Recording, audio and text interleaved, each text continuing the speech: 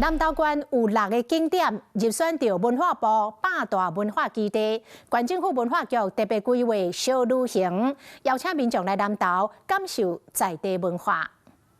请启动。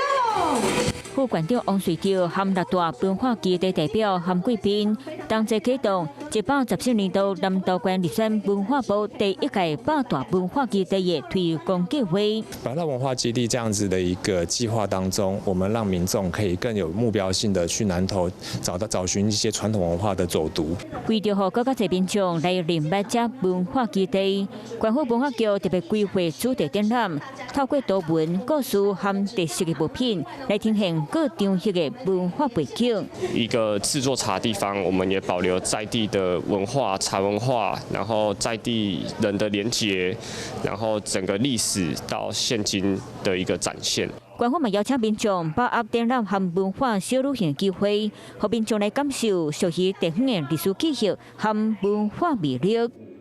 Hello， 我是雷亚，想要抢先掌握最及时的新闻资讯吗？赶快订阅、按赞、开启小铃铛，锁定华视新闻 YouTube 频道。